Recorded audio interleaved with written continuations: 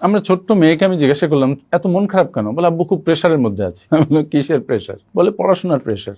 আপনি দেখবেন আপনার ছোট বাচ্চা, বড় বাচ্চা, আপনার ওয়াইফ, আপনার ভাই, আপনার বোন, মা, বাবা, সবাই প্রেশারের মধ্যে আছে। সবাই একটা প্রেশার কুকার হয়ে গেছে। আমাদের জীবনে প্রেশার থাকবে, স্ট্রেস দরকারও গ্রোথের জন্য। যদি একটু প্রেশার না থাকে আপনি গ্রো করবেন কিভাবে? আপনি তো কিছু করতে চাইবেন না, একটু প্রেশার থাক না। কিন্তু এই প্রেশার যেন দুর্দান্ত ব্যাধিতে রূপান্তরিত না হয়। যদি এই প্রেশার দুর্দান্ত ব্যাধিতে রূপান্তরিত হয় তাহলে কিন্তু খুব মুশকিল। বি ভেরি কেয়ারফুল যে আপনার প্রেশার যেন সার্বক্ষণিক আপনার মনের মধ্যে বাসা না বাঁধে। এই প্রেশার যেন আপনাকে কাজ থেকে বিরত না রাখে। এমন প্রেশার আপনার থাক যেটা আপনার কাজ করতে উদ্বুদ্ধ করে। আমি মনে করি স্ট্রেস খুবই দরকার, যেটা আপনাকে তাড়িয়ে বেড়ায় কাজ করার জন্য।